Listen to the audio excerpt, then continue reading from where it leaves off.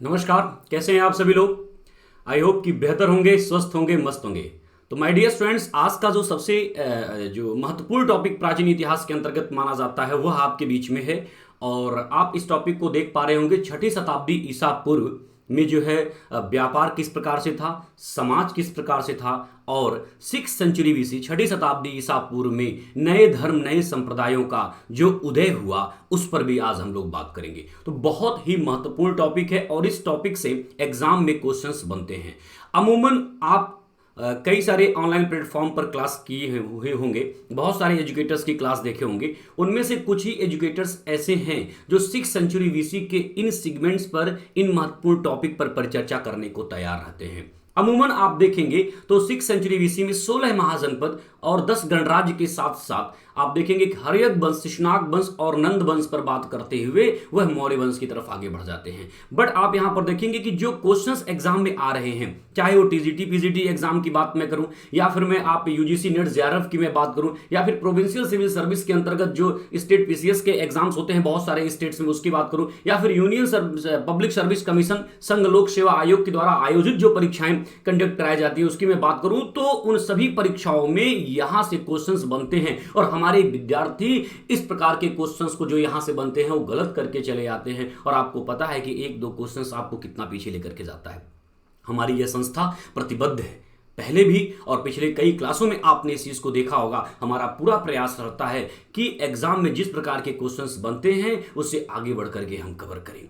तो आज के इस टॉपिक में 6 सेंचुरी बीसी छठी शताब्दी ईसा पूर्व में जो है हम लोग व्यापार पर बात करेंगे, समाज पर बात करेंगे, नए धर्म संप्रदाय के उदय पर बात करेंगे, उनकी परिस्थितियों पर बात करेंगे। इन सब पर बात करने से पहले सबसे पहले अपने सभी विद्यार्थियों का शशांक आईएएस के इस ऑनलाइन प्लेटफॉर्म पर हृदय की गहराइयों के साथ मैं शशांक पाठक स्वागत करता हूं। मैं डियर स्टूडेंट्स, पिछले कई दिनों से लगातार आपका प्रेम बना रहा और विश्वास है कि आगे भी बना रहेगा और हम भी आपके लिए बेहतर करने का प्रयास करते रहेंगे। अभी तक जिन विद्यार्थियों ने जो है हमारे एप्लीकेशन को डाउनलोड नहीं किया है तो प्लीज वो एप्लीकेशन को डाउनलोड करें गूगल प्ले स्टोर से। और इस चीज को ध्यान रखेंगे कि शशांक आईएएस, उसके ठीक नीचे ट्रिगर एग्जाम लिखा हुआ है और आपके शशांक सर का ये इमेज जो आपको दिख रहा है, इसको ध्यान में रखते हुए आप गूगल प्ले स्टोर से एप्लीकेशन को डाउनलोड करें ताकि अधिक से अधिक लाभान्वित हूं। मैं फिर कह रहा हूं कि आगामी परीक्षाएं बहुत जल्द ही होंगी। बहुत जल्द का मतलब कि अक्टूबर में, उससे पहले आपकी तैयारी बेहतर हो तो आज ही आप हमारे साथ जुड़े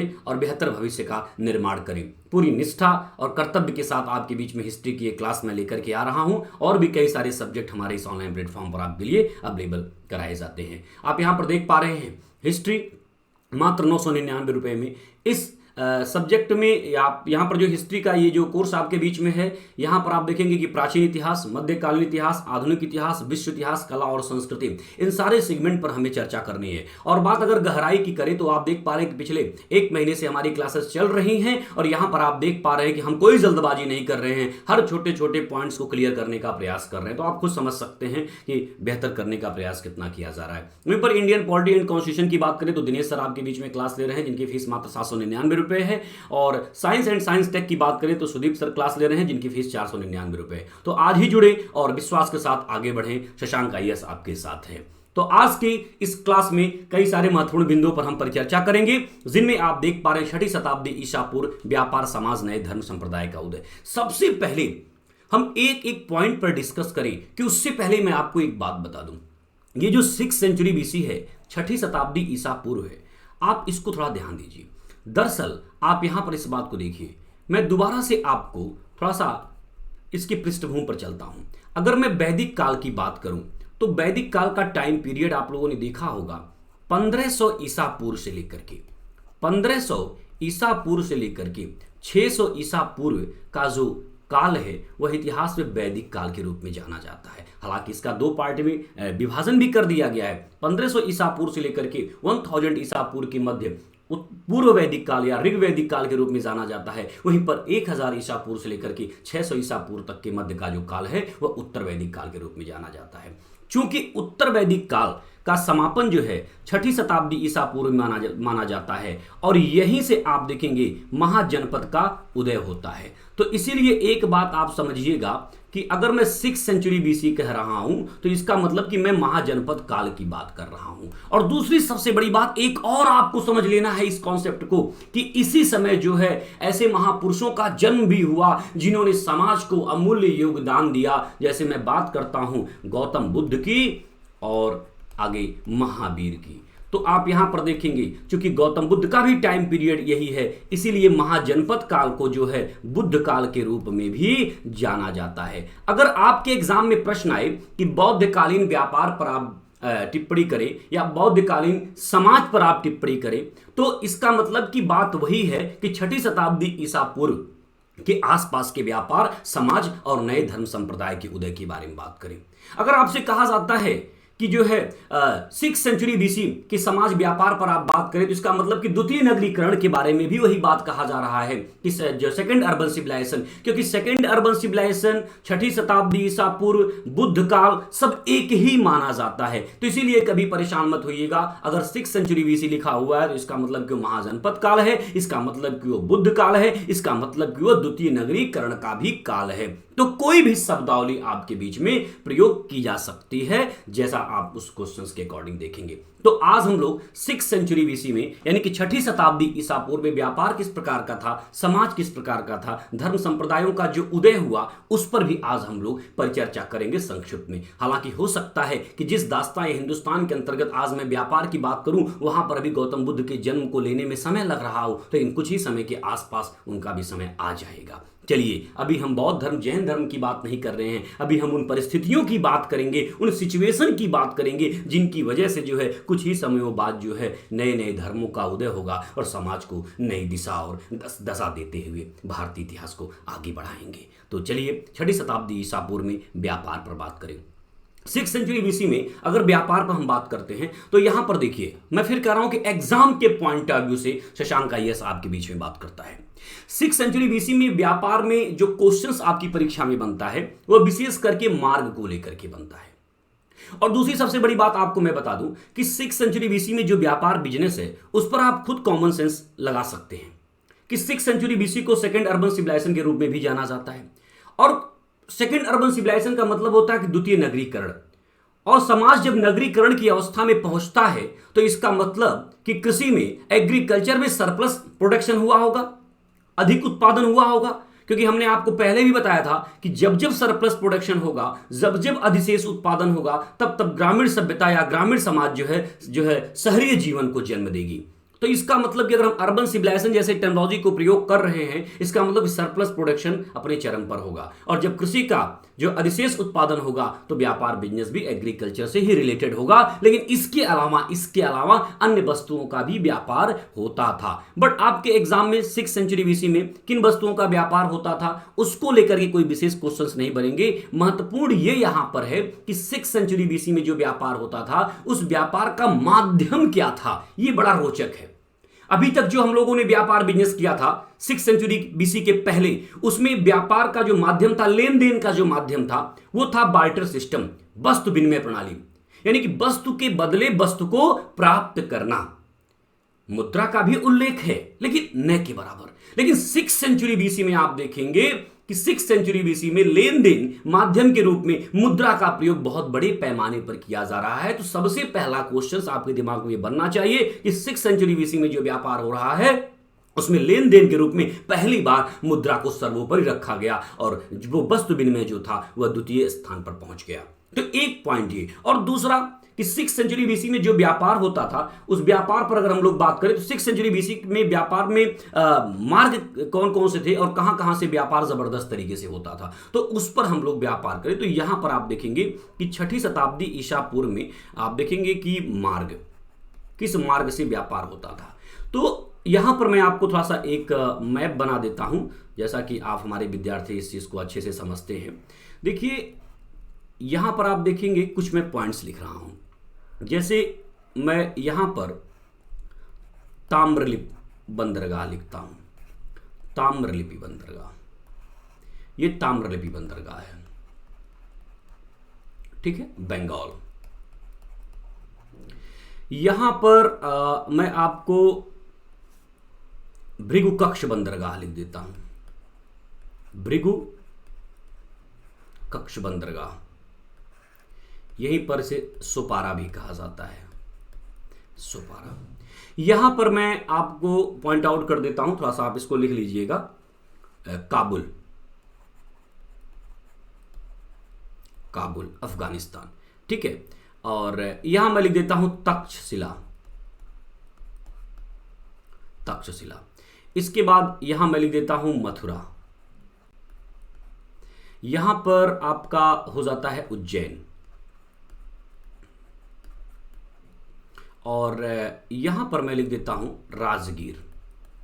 तो आपको पता है कि 6 सेंचुरी बीसी के आसपास के टाइम में देखा जाए तो 16 महाजनपदों का अभ्युदय हो चुका था, और 16 महाजनपदों में हमने आपसे खूब बातें की, लगभग एक बड़ी चर्चा की कि अंग, मगध, काशी, कुशल, मल्ल, चेदि, वत्स, मत्स्य, कुरु, पांचाल, अश्मक, कौंती, कंबोज, गांधार, सूरसेन। इसके अलावा गणराज्य की बात भी हमने की थी, पावा के मल, कुशीनारा के मल, रामग्राम के कोली, पिप्पल वन के मोरी, केसपुत्र के कालम, शुंशुमारगिर के बग, मिथिला के विदे, वैशाली के लिक्षेप, कपिल वस्तु के साथ। तो इस प्रकार से हम लोगों ने कई महाजनपद गणराज्य के बारे में उल्लेख किया। तो उस समय जो व्यापार का माहौल था उसके बारे में अगर हम बात करें तो आप यहां पर समझिएगा कि जब 16 महाजनपद आपस में लड़ने लगते हैं और इसके बाद 4 सुपर महाजनपद बनते हैं, और उन 4 सुपर महाजनपद में जब मगध महाजनपद बाकी महाजनपद को अपने अधिकार में लेने का प्रयास करता है और मगध को साम्राज्य रूपी तमगा पहना देता है, तो उस समय भी हमें व्यापार को ध्यान में रख करके काम करना होगा। तो ये सारा का सारा खेल 6 सेंचुरी बीसी के आसपास वही आपको देखने को मिलेगा, तो इस चीज को ध्यान रखना।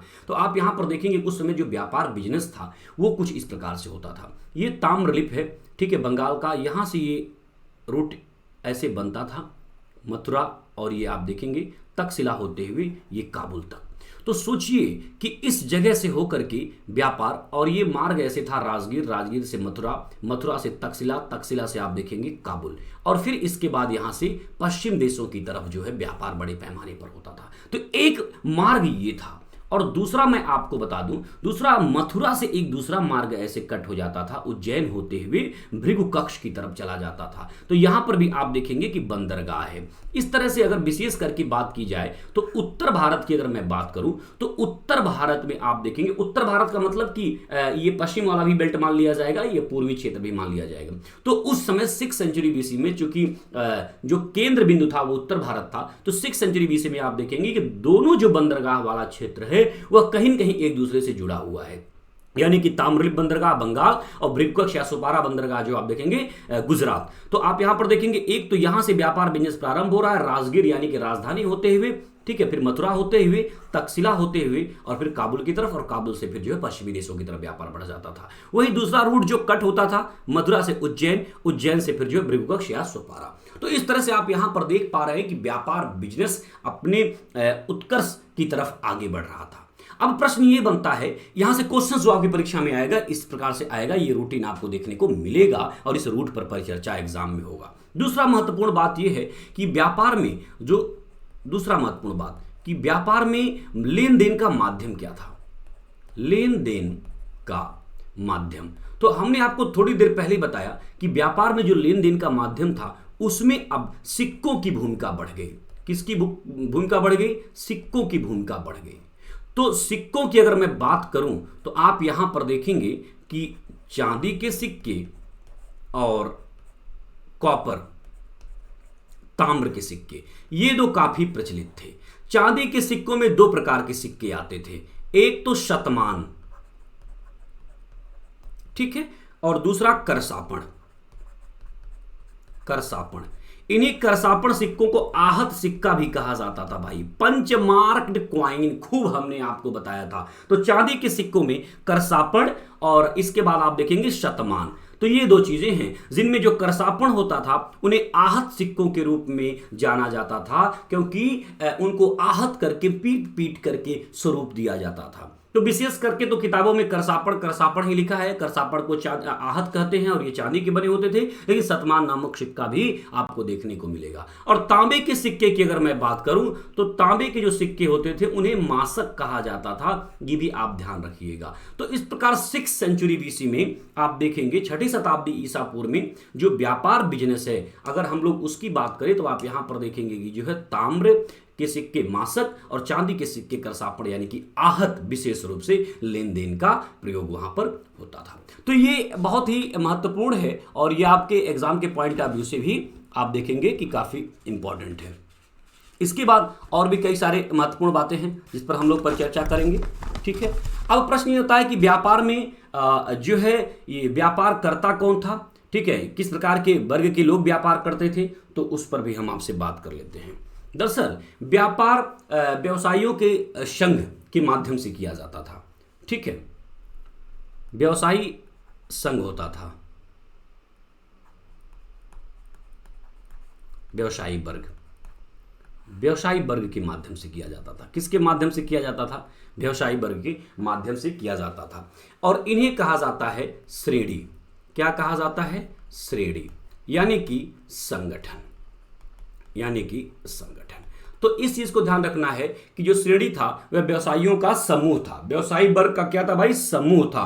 तो श्रेणी शब्द जैसे ही आपके बीच में आए, इसका मतलब कि 6th सेंचुरी बीसी में जो व्यवसायी वर्गों का समूह था उसे श्रेणी कहा जाता था। क्या कहा जाता था? श्रेणी कहा जाता था। और विशेष करके इस श्रेणी को, जैसे एक प्रकार का व्यवसाय करने वाले लोग तो एक प्रकार की श्रेणी हो गई, दूसरे प्रकार का व्यवसाय करने वाले लोग दूसरी प्रकार की श्रेणी हो गई। तो ये बात आपको विशेष रूप से ध्यान देना होता है। तो श्रेणी का तात्पर्य होता है कि एक विशेष प्रकार के व्यवसाय करने वाले लोगों का समूह। तो जो समूह होता था उसे श्रेणी कहते थे। और उस समूह के मुखिया को, संगठन के मुखिया को, यह भी ध्यान दीजिएगा, उस संगठन के मुखिया को श्रेष्ठी कहा जाता था। क्या कहा जाता था साहब? श्रेष्ठी कहा जाता था। तो श्रेष्ठी कौन है? संगठन का जो मुखिया होता था, समूह का जो मुखिया होता था उसे श्रेष्ठी कहा जाता था। श्रेणी का जो मुखिया होता था, संगठन का जो मुखिया होता था उसे श्रेष्ठी कहा जाता है। कुछ किताबों में इसी श्रेष्ठी को जो है बेटा सेट्टी भी कहा गया। ठीक है, सेट्टी भी कहा गया। तो सेट्टी या श्रेष्ठी बात एक है। तो श्रेणी क्या होता था? तो 6th सेंचुरी बीसी के टाइम पीरियड में जो व्यापारियों का समूह होता था, जो व्यापारी वर्ग जो होते थे उनको श्रेणी कहा जाता था और श्रेणी के मुखिया को श्रेष्ठी कहा जाता था। इस बात को ध्यान में रखना है। अब ये जो श्रेष्ठी था ये मुखिया होता था। अच्छा, इस काल में जो व्यापार होता था, व्यापार करने वाले लोग एक ग्रुप बनाकर चलते थे और ये ग्रुप एक जगह से दूसरी जगह जाकर के व्यापार करता था। अब जब ये ग्रुप बना करके चलते थे, समूह बना करके चलते थे, तो उस समूह को कारवां कहा गया। तो आप यहां पर देखिएगा, व्यापारिक समूह जो समूह बनाकर चलता था,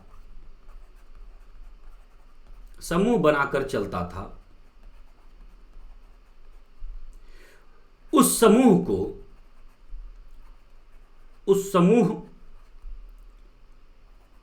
जब वो चलता था, तब जब वो जाता था, उस समूह को कारवां कहा जाता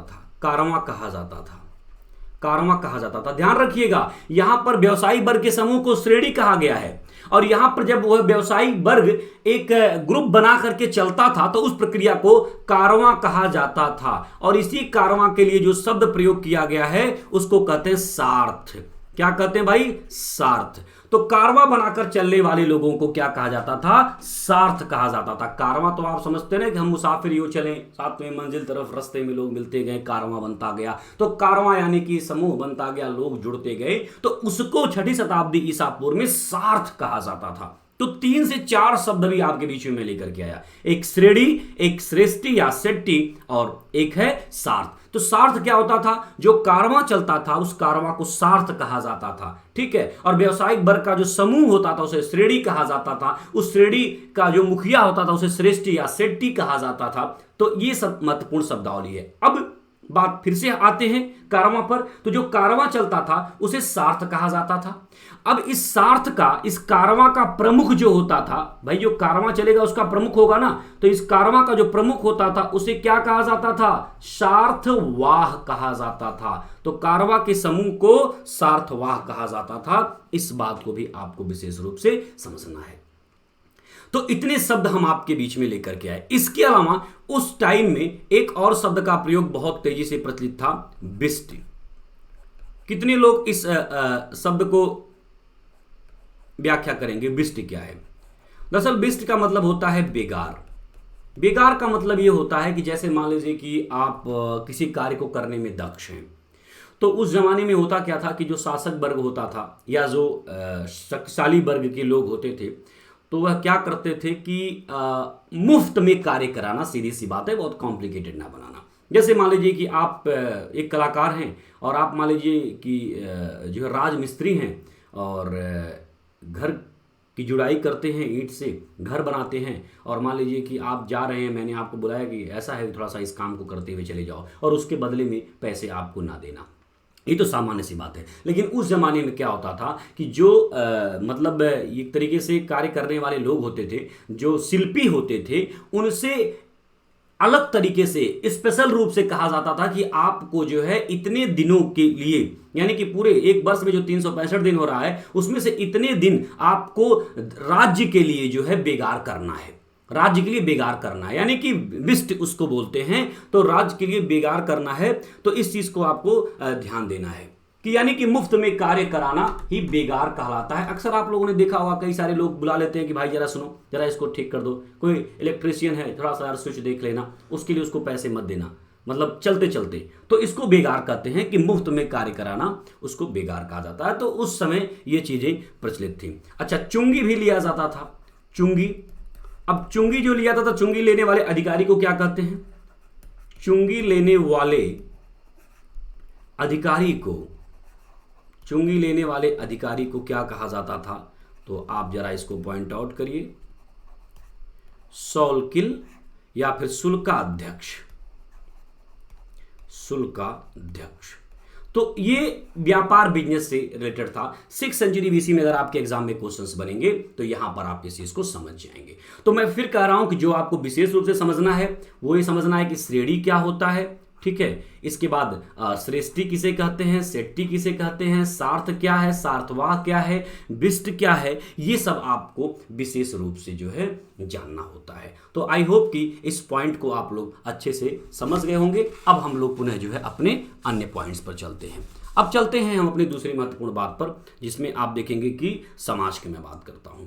तो 6th सेंचुरी बीसी में 6ठी शताब्दी ईसा पूर्व में, यानी कि बुद्ध काल के दौरान, यानी कि नगरीकरण के दौरान समाज कैसा था? तो समाज के बारे में दो बातें बहुत महत्वपूर्ण हैं जिनको आपको विशेष रूप से जानना होता है। अच्छा, आपको पता है कि उत्तर वैदिक काल के बाद की ही कहानी मैं कह रहा हूं। तो उत्तर वैदिक काल में तो वर्ण व्यवस्था तो थी ही, हालांकि उसमें जातिगत जो समस्याएं थी वो धीरे धीरे उभर रही थी। तो आप यहां पर देखेंगे कि अगर हम वर्ण व्यवस्था की बात करें, वर्ण व्यवस्था की बात करें, तो समाज 4 वर्णों में विभक्त था। यानी कि जो समाज था 4 वर्णों में विभाजित था, 4 वर्णों में विभाजित था, 4 वर्णों में विभाजित था। अब ये 4 वर्ण कौन कौन से हैं? तो आप यहां पर देखेंगे ब्राह्मण वर्ग, यहां पर आप देखेंगे क्षत्रिय वर्ग, यहां पर आप देखेंगे वैश्य वर्ण, और यहां पर आप देखेंगे शूद्र वर्ग। ये 4 वर्ण समाज विभाजित था। लेकिन आप देखेंगे कि 6ठी शताब्दी ईसा पूर्व तक आते आते, 6ठी शताब्दी बीसी तक आते आते, ठीक है, इनमें काफी डिस्क्रिमिनेशन हो गया, काफी विभेदीकरण हो गया, और कहा जाता है कि एक 5वां वर्ग भी जन्म ले लिया, 5वां वर्ग। और ये 5वां वर्ग जो जन्म लिया, इसको अछूत कहा जाता है। तो पहली बार अछूत या अस्पृश्य जो आप बोलते हैं, उसकी बात अगर पहली बार कभी देखने को मिलता है तो 6th सेंचुरी बीसी में। यानी कि सोचिए कि 6th सेंचुरी बीसी में 6ठी शताब्दी ईसा पूर्व में समाज में किस प्रकार का डिस्क्रिमिनेशन प्रारंभ हो गया। वर्ण व्यवस्था में बुराइयां आनी प्रारंभ हो गई। अभी तक ब्राह्मण, क्षत्रिय, वैश्य, शूद्र इन्हीं में डिस्क्रिमिनेशन था। अब एक ऐसे भी वर्ण का उदय हो गया जिसको अछूत कहा गया। उसी को आप देखेंगे कि डोम या फिर चांडाल जैसे शब्दों का प्रयोग किया जाता है। और ऐसे लोग जब गांव में आते थे तो मतलब वो अपने शरीर पर एक अलग प्रकार से एक यंत्र बांधे रहते थे और उसको ढोल नगाड़े पीटते हुए आते थे कि ताकि जो है लोग दूर हट जाएं और उनसे टच ना हो।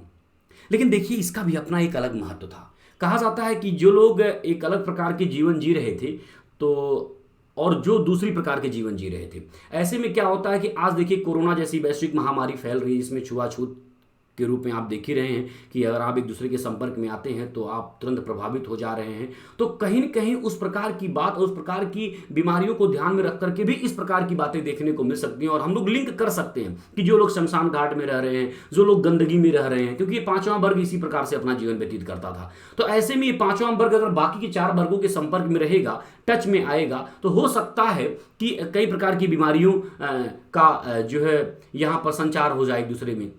हो सकता है कि पांचवां वर्ग उस प्रकार की बीमारियों से लड़ने के लिए उसकी क्षमता बेहतर हो गई हो, लेकिन बाकी के 4 वर्ण जो हैं उनकी क्षमता अच्छी ना हो। तो ऐसे में इस चीज को देखा गया। हालांकि आगे चल करके समस्या ये हो गई कि इनको जो है एक सामाजिक रीति रिवाज से भी काट करके अलग कर दिया गया।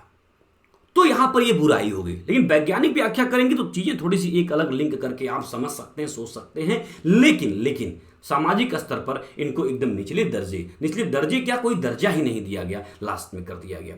तो पांचवां वर्ग जो अछूत वर्ग है उसका उदय 6वीं शताब्दी ईसा पूर्व में भी आपको देखने को मिलता है। हाँ, एक बात और कहा गया, अभी वैदिक काल तक यानी कि पूर्व वैदिक काल और उत्तर वैदिक काल तक आप देखेंगे चारों वर्णों का अपना अलग अलग कार्य था। ब्राह्मण का कार्य क्या था? पठन पाठन शिक्षा दीक्षा। क्षत्रिय का कार्य क्या था? रक्षा करना। वैश्य का कार्य क्या था? व्यापार बिजनेस करना। शूद्र का कार्य क्या था? सेवा करना। लेकिन अब उत्तर वैदिक काल के बाद 6वीं शताब्दी ईसा पूर्व तक आते आते सबसे महत्वपूर्ण बात देखने को मिल रहा है कि अगर स्थिति आपातकाल की है या आपात स्थिति है तो उच्च वर्ण के जो लोग हैं वह दूसरे वर्ण के लोगों के भी रोजगार को अपना सकते हैं जीवन यापन करने के लिए। तो आप यहां पर देखेंगे कि 6वीं शताब्दी ईसा पूर्व तक आप देखेंगे कि कहा गया है कि आपातकाल के दौरान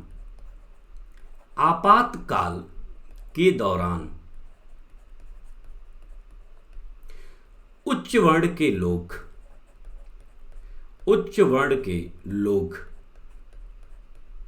अपने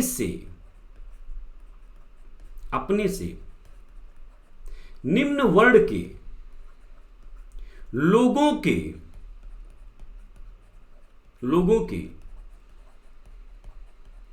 व्यवसाय को अपना सकते हैं। तो ये भी क्वेश्चंस आपसे कमीशन पूछ सकता है कि उच्च वर्ण के लोग अपने से निम्न वर्ण के लोगों के व्यवसाय को अपना सकते हैं किस समय? तो 6वीं शताब्दी ईसा पूर्व के आसपास के समय में, 6th सेंचुरी बीसी के समय में। दूसरा, एक 5वां वर्ग जो बन रहा है इसे अछूत कहते हैं, वह कब प्रकाश में आया? तो 6th सेंचुरी बीसी के टाइम पीरियड में। 6th सेंचुरी बीसी का मतलब कि बुद्ध काल के दौरान, 6th सेंचुरी बीसी का मतलब कि द्वितीय नगरीकरण के दौरान। तो आप देखेंगे कि ये सारी चीजें, अच्छा बुद्ध काल में बोल रहा हूं तो इसको आप ये मत समझिए कि गौतम बुद्ध के द्वारा ये सब किया जा रहा होगा, ऐसा नहीं है। वह आकर के कई प्रकार की जो व्यवस्था है सामाजिक उसका विरोध करेंगे, तो आप यहां पर देखेंगे कि ये जो समाज है, समाज के बारे में हम लोगों ने इस प्रकार की बातें की। अब हम चलते हैं जो सबसे महत्वपूर्ण सेक्शन है 6th सेंचुरी बीसी में, जो आपके एग्जाम के पॉइंट ऑफ व्यू से भी और महत्वपूर्ण हो जाता है, तो उस पर भी आइए हम लोग बात करते हैं। चलिए, अब आप यहां पर देख पा रहे हैं नए धर्म संप्रदाय का उदय, और ये बहुत महत्वपूर्ण बातें हैं। प्रश्न ये बनता है कि 6th सेंचुरी बीसी में नए धर्म नए संप्रदाय का उदय क्यों हुआ, और 6th सेंचुरी बीसी में ही क्यों हुआ? कई सारी बातें हैं, ना तो उससे पहले और उससे बाद में तो खैर हुआ ही, लेकिन इस स्तर पर जो अचानक क्रांति हुई वह 6th सेंचुरी बीसी में क्यों हुई? और सबसे बड़ी बात है कि 6th सेंचुरी बीसी में 6वीं शताब्दी ईसा पूर्व में भारत की धरती पर ही नहीं अपितु विश्व की धरती पर एक क्रांतिकारी बदलाव देखने को मिला, धर्म को लेकर के। विशेष रूप से धर्म के साथ साथ अर्थव्यवस्था से भी रिलेटेड आप बात करेंगे तो 6 सेंचुरी बीसी, 6ठी शताब्दी ईसा पूर्व में नए धर्म और जो संप्रदाय थे उनके जो है रिलेटेड महत्वपूर्ण बातें आज हम यहां पर करते हैं। तो चलिए नए धर्म संप्रदाय के उदय से रिलेटेड 2-3 बातें हम जो यहां पर करेंगे, पहले आप उसको पॉइंट आउट कर लीजिए। पहले तो परिचय, इस पर भी हम थोड़ा सा बात करेंगे। इसके बाद अगला पॉइंट आंदोलन के उद्भव के कारण, यानी कि धर्म संप्रदाय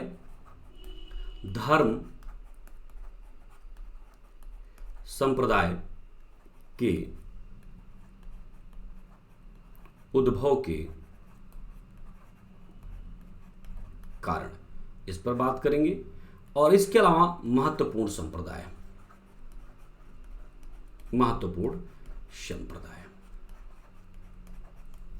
तो ये बात आपको देखने को मिलती है।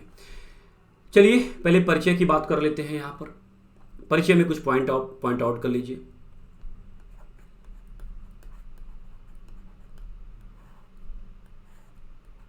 परिचय में देखिए, सबसे पहले तो मैं आपको बता दूं कि परिचय में 6 सेंचुरी बीसी में, 6ठी शताब्दी ईसा पूर्व में, 6ठी शताब्दी बीसी में लगभग 63 संप्रदायों का अभ्युदय हुआ। 63 संप्रदायों का अभ्युदय यानी कि उदय हुआ,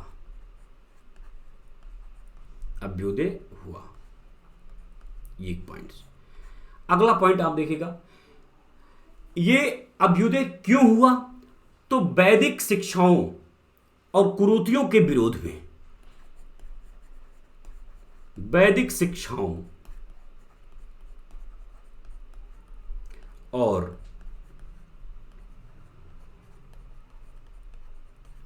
कुरीतियों के विरोध में, ठीक है।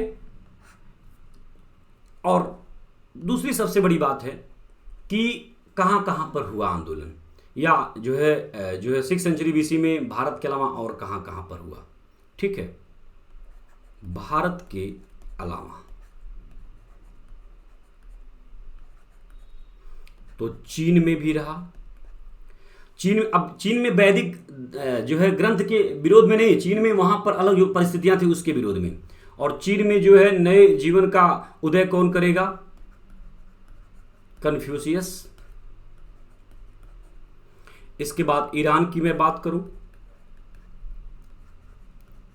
ईरान में जरथुस्ट। इसके बाद यूनान की मैं बात करूं तो यूनान में पाइथागोरस।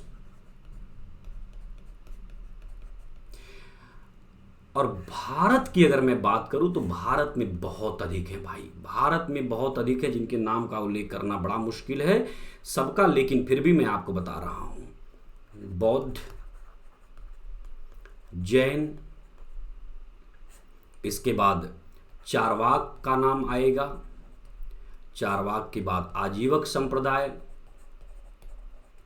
आजीवक संप्रदाय के बाद अक्रियवादी संप्रदाय, अक्रियवादी, और इसके अलावा जो है कई ऐसे हैं, लेकिन मैं कुछ लिख रहा हूं उच्छेदवादी। तो आप देखेंगे 6 सेंचुरी बीसी में वैदिक धर्म और उसके जो कर्मकांडी व्यवस्था के विरोध में, उसके सिस्टम में जो है बहुत कुछ क्रांतिकारी बदलाव देखने को मिलेगा और उसमें कई सारे संप्रदायों का अभ्युदय होगा। लेकिन मैं यहाँ पर आपको बता दूं, अब प्रश्न ये बनता है कि 6 सेंचुरी बीसी में, 6ठी शताब्दी ईसा पूर्व में ही ऐसा क्या कारण रहा जिसकी वजह से भारत समेत जो है विश्व के कई सारे देशों में क्रांतिकारी बदलाव आया? तो उसके पीछे आप देखेंगे, मैं आपको बता दूं। वैसे विश्व स्तर पर मैं आज बहुत ज़्यादा बात नहीं करूंगा, बट मैं इतना आपको जरूर बता दूं कि जिस तरह से भारतीय समाज में समस्याएं विद्यमान थी, उस तरह से वैश्विक स्तर पर भी समस्याएं विद्यमान थी। और उन समस्याओं से लड़ने के लिए जो परिस्थितियां थीं वह 6 सेंचुरी बीसी में ही अनुकूल हुई। अनुकूल कैसे हुई कि 6 सेंचुरी बीसी में लगभग आप देखेंगे लोहे का प्रयोग समूचे विश्व में बहुत बड़े स्तर पर किया जाने लगा, जिससे एग्रीकल्चर मजबूत हुआ, कृषि मजबूत हुआ। कृषि मजबूत होने से समाज और वहाँ के लोग धन धान्य से मजबूत हुए। इससे क्या हुआ, फिर उनके अंदर जो है लड़ने की क्षमता डेवलप हुई। ठीक है, व्यापारिक मार्गों के लेन देन से विचारधाराओं का भी लेन देन इधर से उधर हुआ, जिससे हर जगह पर जिस प्रकार की समस्या थी उस प्रकार की समस्या से लड़ने के लिए लोग तैयार हो गए। भारत में कुछ अलग प्रकार की समस्या थी, चाइना में अलग प्रकार की समस्या, ईरान में अलग प्रकार की समस्या, यूनान में अलग प्रकार की समस्या, लेकिन चूंकि सभी तक ये विचारधाराओं का लेन देन हुआ, सारी कंट्री, सारे विश्व आर्थिक रूप से मजबूत हुए, तो अपने अपने देश में जिस प्रकार की समस्याएं थी उसके अगेंस्ट में आवाज उठाना शुरू कर दिए। क्योंकि मैं भारत के संदर्भ में बात कर रहा हूं तो भारत के संदर्भ में ही आज की मैं बात करता हूं कि भारत में ऐसा क्या था, तात्कालिक परिस्थितियां ऐसी क्या थी जिसकी वजह से जो है ये विरोध हुआ। तो भारत में आंदोलन के कारण, भारत में आंदोलन के कारण, भारत में आंदोलन के कारण जो हुए उसमें पहला जो मैं आपको बता दूं वो ये था कि जो है वैदिक कालीन व्यवस्था के विरोध के स्वरूप में, ठीक है। अब ऐसा नहीं कि वैदिक कालीन व्यवस्था एकदम गलत ही थी, यहां पर आपको इस चीज को ध्यान रखना है कि वैदिक कालीन व्यवस्था के विरोध में जो है भारत में आंदोलन उदय हुआ और धर्म संप्रदायों का उदय हुआ, तो उसमें कुछ ऐसी व्यवस्थाएं थी जिसका विरोध जो है अनिवार्य हो गया। तो आप यहां पर समझिए, इसमें दो तीन बातें समझिएगा। आप यहां पर देखेंगे, मैं एक एक कारण लिख रहा हूं आंदोलन के कारण में। पहला कारण आप देखिए आर्थिक कारण, ठीक है, आर्थिक कारण में आप देखेंगे दो महत्वपूर्ण बातें आप समझिए, ठीक है। पहला तो वैदिक काल में आप देखेंगे कि होता क्या था कि वैदिक काल में पशु बलि दी जाती थी, आप सभी को पता है, बात समझिएगा। और 6 सेंचुरी बीसी में आप देखेंगे, 6 सेंचुरी बीसी में आते आते एग्रीकल्चर में जबरदस्त क्रांति हुई और सरप्लस प्रोडक्शन हुआ, खूब उत्पादन हुआ। आप कॉन्सेप्ट को समझिएगा, 6 सेंचुरी बीसी में लोग कृषि कार्य में अग्रसर हो गए, कृषि कार्य करने लगे, और कृषि कार्य को करने के लिए पशुओं की जरूरत पड़ती है कि नहीं पड़ती है? पड़ती है ना। पशुओं के माध्यम से ही खेती का कार्य किया जाता था, ट्रैक्टर वगैरह तो था नहीं, टेक्नोलॉजी इतनी डेवलप इस प्रकार से तो थी नहीं। अब यहां पर यह है कि वैदिक कालीन जो समाज है वहां की जो व्यवस्था थी उस धार्मिक कर्मकांडी व्यवस्था में पशु बलि दी जाती थी। तो पशु बलि दी जाने से हुआ क्या कि पशुओं की जब बलि दी जाती थी तो उससे पशुओं में कमी आई या पशुओं में कमी आने लगी। परिणाम यह हुआ कि जो वैदिक कालीन व्यवस्था थी उसका विरोध किया जाने लगा, क्योंकि एग्रीकल्चर में पशुओं की जरूरत थी और उसमें पशु बलि को जो है महत्ता दी गई। तो ऐसे में आप यहां पर देखेंगे कि पशु बलि की वजह से जो है आप देखेंगे कि 6 सेंचुरी बीसी में वैदिक कालीन व्यवस्था का विरोध किया गया। एक पहला पॉइंट ये है, तो मैं यहां पर लिख देते हैं कि वैदिक कर्मकांडी वजह से या पशु बलि के कारण, वैदिक कर्मकांड या पशु बलि के कारण विरोध। और क्यों विरोध? क्योंकि एग्रीकल्चर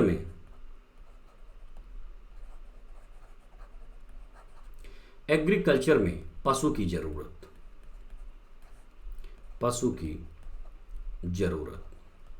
एक तो पहला पॉइंट, ठीक है।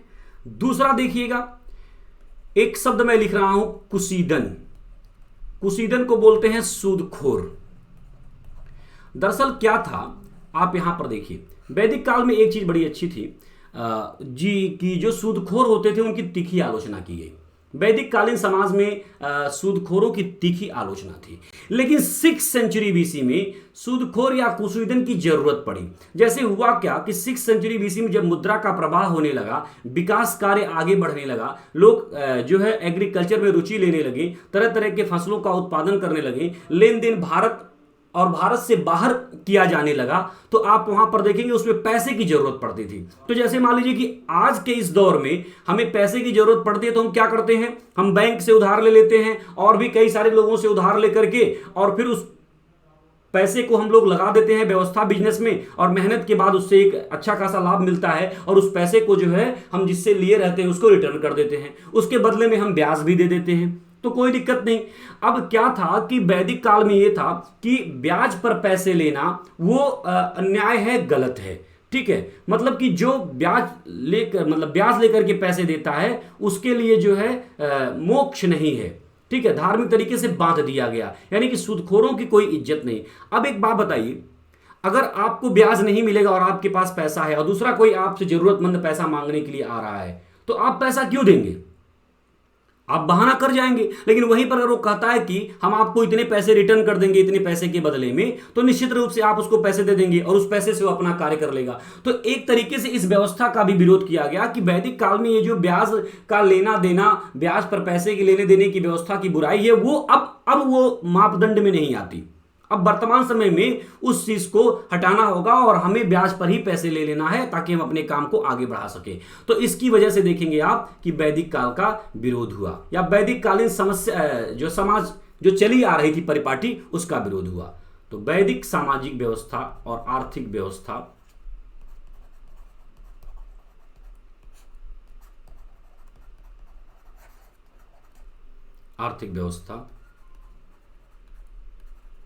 का विरोध। तो दो चीजें आप देखेंगे, एक कारण यहां पर। इसके अलावा अगला कारण सामाजिक कारण।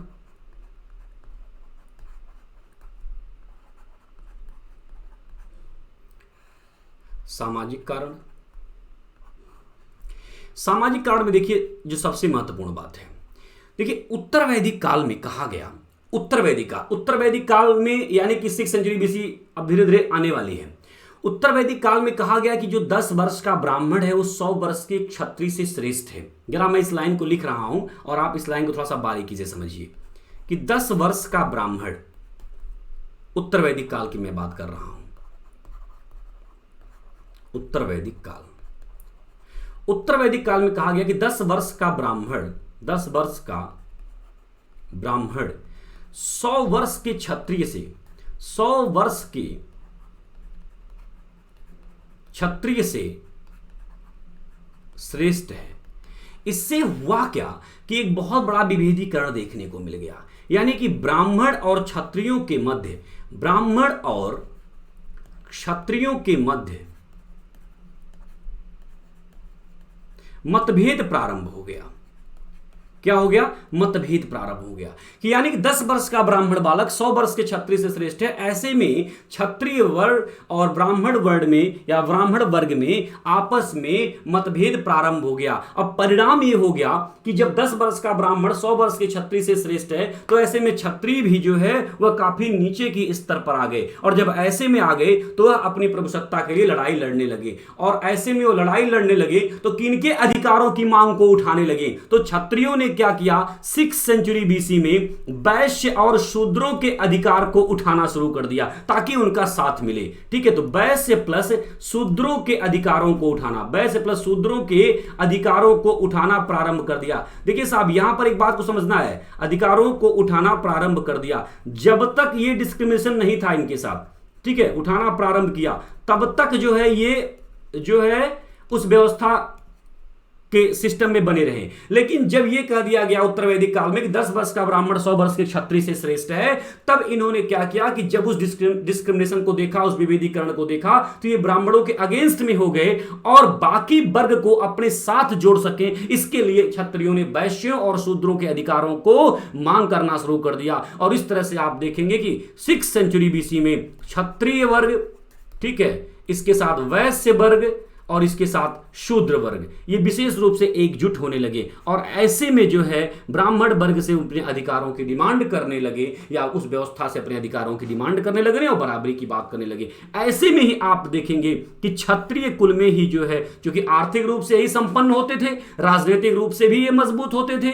समाज में इनकी पकड़ अच्छी होती थी, तो जो विचारक जन्म लिए इसी कुल में जन्म लिए। देखिए मैं आपको बता दूं, श्रेष्ठ विचारक सभी कुल में जन्म ले सकते हैं, सभी वर्ण में जन्म ले सकते हैं, चाहे क्षत्रिय हो, चाहे वैश्य हो, चाहे शूद्र हो या फिर ब्राह्मण हो। लेकिन तात्कालिक परिस्थितियां और किसको कौन कितना सुनता है वो भी मायने रखता है। जैसे आज के टाइम में कई सारे एजुकेटर हैं, चाहे वो ब्राह्मण वर्ग से हो, क्षत्रिय वर्ग से हो, वैश्य वर्ग से हो, शूद्र वर्ग से हो, या किसी भी जातिगत रूप से हो।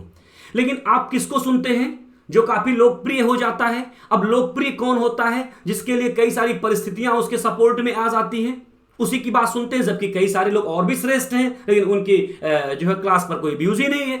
जैसे हमारी क्लास पर आप लोग बहुत ज्यादा रुचि नहीं दिखाते हैं, तो आप यहां पर देखेंगे कि उस जमाने में भी चूंकि क्षत्रिय वर्ग को कई सारे सामाजिक मान्यताएं और कई सारी चीजें प्राप्त थी, इसीलिए जो है इस वर्ग से अगर कोई ऐसा विचारक निकलता था तो तुरंत हाईलाइट हो जाता था। और इसी में आप देखेंगे, चाहे गौतम बुद्ध की मैं बात करूं, चाहे महावीर की बात करूं, और या फिर अन्य लोगों की मैं बात करूंगा आगे चल करके, वे इस वर्ग से थे और वो चूंकि उनकी परिस्थितियां ऐसी थी कि उनकी विचारधाराएं तुरंत समाज में फैली और वो हाईलाइट हुए। और चूंकि उन्होंने वैश्य और शूद्र के अधिकारों की मांग को उठाया, सामाजिक समानता की मांग को उठाया, वैदिक धर्म के कर्मकांडी व्यवस्था के अगेंस्ट में अपनी बातें रखी, तो इस वजह से जो है एक वर्ग का जुड़ाव हुआ। इसलिए चाहे जैन धर्म हो या बौद्ध धर्म हो, उसमें अधिकांश लोग कौन जुड़े? वैश्य और शूद्र।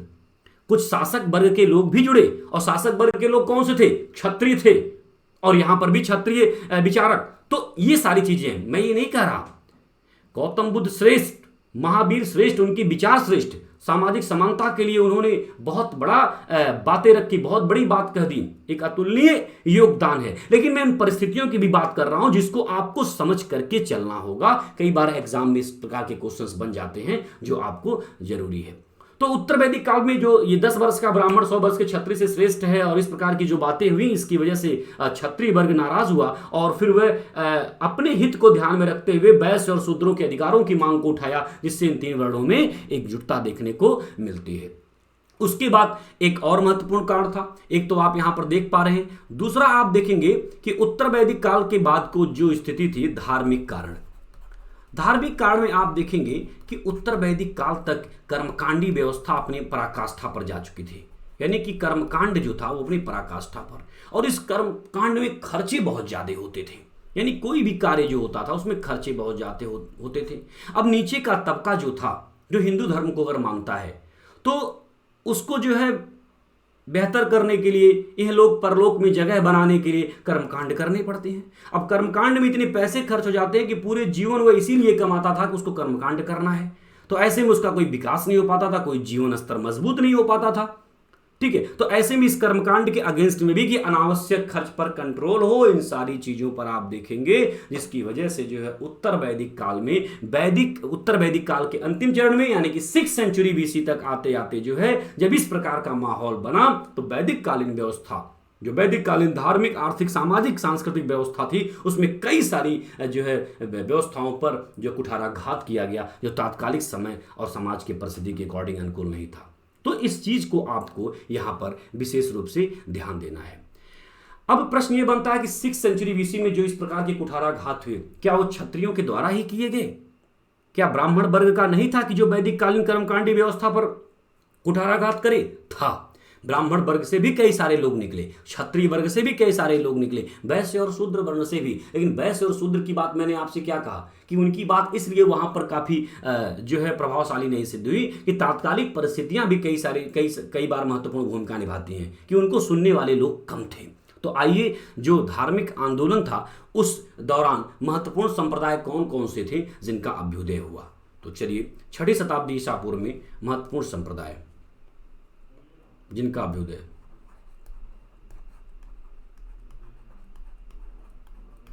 छठी शताब्दी ईसा पूर्व में महत्वपूर्ण संप्रदाय,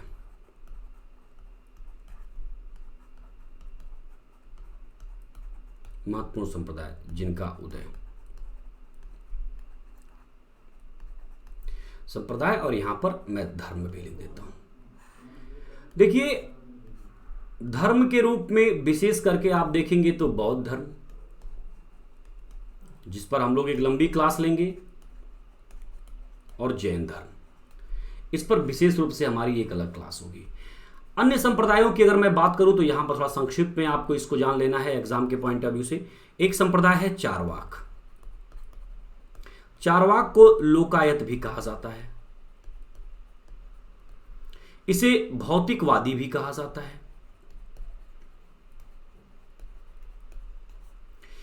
और इसके प्रवर्तक बृहस्पति को माना जाता है।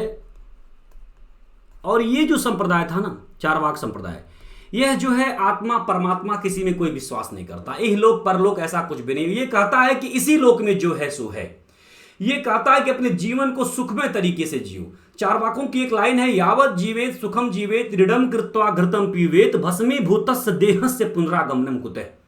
मतलब जब तक जिंदा रहो सुख से रहो, चाहे ऋण लेकर के भी जीवन जीना पड़े, आनंद लेना पड़े, लो। भस्मीभूतस्य देह से, मरने के बाद यह शरीर राख हो जाएगी, पुनरागमनम कुतः, और दोबारा जन्म नहीं होगा, इसलिए कभी अपने आप को दुख ना दो। तो ये चारवाकों का विचार था। लेकिन एक बात मैं आपको बता दूं, क्या इस प्रकार की विचारधाराओं से अगर आप जीवन चलाएंगे तो जीवन चल पाएगा? हर इंसान अगर यही सोच ले कि मुझे ऋण लेकर के जिंदा रहना है और ऋण को वापस ना करे, तो क्या ऐसी व्यवस्था समाज में बन पाएगी? कोई किसी को ऋण देगा? लेकिन यहां पर अगर उस ऋण को थोड़ा सा आप अगर अलग छोड़ दें, तो इनका यही भाव था कि जो जीवन मिला है दोबारा कोई जन्म नहीं होगा, ये जो जन्म है, ये जो जीवन है, इसको सुखमय तरीके से जी लो। और भौतिकवादी चीजों को इन्होंने जो है इंपॉर्टेंस दिया। इन्होंने कहा कि इहलोक परलोक के चक्कर में ऐसे ना पड़ो, कोई कर्मकांडी व्यवस्था की तरफ आप ना जाओ। इसके अलावा आजीवक संप्रदाय, आजीवक संप्रदाय भी उस समय था। बहुत सारे संप्रदाय थे जिसके बारे में हमने आपको बताया। आजीवक संप्रदाय के जो प्रवर्तक हैं मक्खली गोसाल, मक्खली गोसाल, ठीक है, यह नियतिवादी थे, नियतिवादी। इन्होंने कहा जो होता है सब होने दो, ठीक है, नियतिवादी। सुख दुख लाभ हानि इन सब पर हमारा अपना कोई वो नहीं है, सब पहले से फिक्स्ड है, जो हो रहा है होने दो, बहुत ज्यादा परेशान ना रहो, ठीक है। तो ये नियतिवादी थे। इसके अलावा आप देखेंगे कि यहां पर अगला अक्रियवादी, अगला जो है अक्रियवादी, इसके थे पूर्ण कश्यप या पूरण कश्यप, पूरण कश्यप। ये भी अति भौतिकवादी थे, ये भी भौतिकवादी थे। और इनका था कि जीवन पर कर्म का कोई प्रभाव नहीं पड़ता। इन्होंने कहा कि जीवन पर कर्म का कोई प्रभाव नहीं पड़ता, जीवन पर कर्म का कोई प्रभाव नहीं पड़ता। अच्छा करो बुरा करो, कोई प्रभाव नहीं, कोई प्रभाव नहीं, इसलिए मस्त होकर के काम करो और जीवन जी लो। तो अक्रियवादी पूर्ण कश्यप थे। इन्होंने कहा कि जीवन पर कर्म का कोई प्रभाव नहीं पड़ता, जबकि आपको पता है कि वैदिक काल में कर्म की कितनी महत्ता दी गई है, ठीक है। तो ये लोग इस प्रकार की बात करते हैं। इसके अलावा एक और नाम है जिनको मैं यहां लिख दूं, जिनके विचारधाराओं को कहा जाता है उच्छेदवादी, उच्छेदवादी। और इनमें नाम लिया जाता है अजित, केस, कंबली, ठीक है। तो ये उच्छेदवादी थे।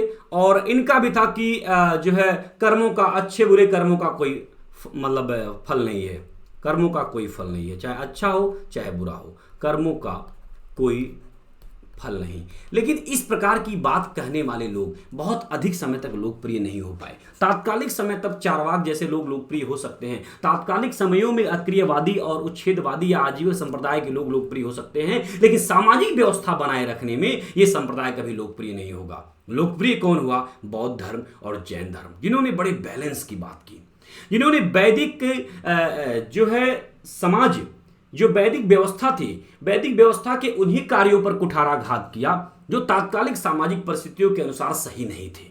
जो सही था उसको इन्होंने सही ठहराया, लेकिन जो गलत था उस पर इन्होंने विरोध किया, जो तात्कालिक सिचुएशन के अकॉर्डिंग उस समय अनुकूल नहीं था। इसीलिए बौद्ध धर्म और जैन धर्म इन सभी संप्रदायों को पीछे छोड़ते हुए और 6th सेंचुरी BC से जो है अपनी पराकाष्ठा की तरफ आगे बढ़ते हैं। यानी कि धीरे धीरे आप देखेंगे 5वीं शताब्दी, 4थी शताब्दी ईसा पूर्व, 3री शताब्दी ईसा पूर्व तक आते आते ये सब अपने शिखर पर चले जाते हैं। तो इस तरह से आज की इस क्लास में आपने इतनी सारी बातों को देखी, लेकिन जो महत्वपूर्ण हमारा टॉपिक होगा अब होगा धर्म से। यानी कि अब हम लोग बौद्ध धर्म पर बात करेंगे, उसके बाद जैन धर्म पर बात करेंगे, बौद्ध दर्शन पर बात करेंगे, जैन दर्शन पर बात करेंगे। इसके अलावा शाक्त धर्म, वैष्णव धर्म और भी कई सारे महत्वपूर्ण धर्म दर्शन हैं जिस पर हम लोग बात करते हुए आगे बढ़ेंगे। तो हमारी जो अगली क्लास होगी वह बौद्ध धर्म से होगी। बौद्ध धर्म के जो है धार्मिक, दार्शनिक, सामाजिक इन सभी पक्षों पर हम आपसे बात करेंगे। तो आज की क्लास में इतना ही। आप लोग अच्छे से रिवाइज करते रहिए, नोट्स बनाते रहिए और रिकॉर्डेड लाइव दोनों क्लासेस आपके बीच में रहेंगे। किसी भी टॉपिक को छोड़ा नहीं जाएगा, किसी भी सेगमेंट को। और इसके बाद शानदार क्वेश्चंस पेपर की प्रैक्टिस भी आपसे कराई जाएगी। आप इस बात को मान करके चलिए कि एंशिएंट हिस्ट्री के एक ऐसे पार्ट को आप कंप्लीट कर चुके हैं जो सबसे टफ सेगमेंट माना जाता है, जिसको लेकर के बहुत सारे एजुकेटर्स, बहुत सारे विद्यार्थी रुचि नहीं दिखाते हैं, लेकिन धीरे धीरे कदम से कदम बढ़ाते हुए आपने इस कार्य को कर लिया। तो इसके लिए बहुत बहुत धन्यवाद। और कल मैंने आपसे कहा था कि 13,000 सब्सक्राइबर्स अपने होने वाले हैं, और आज आप सबका प्यार रहा तो उस सब्सक्राइबर्स की संख्या को हम लोग कंप्लीट कर लेंगे, और जो है बेहतर सपोर्ट के साथ आप सभी को बहुत बहुत धन्यवाद। Thank you very much my dear students, thank you very much. Next class में बौद्ध धर्म से हम अपनी क्लास को आगे बढ़ाएंगे। Once again thank you very much.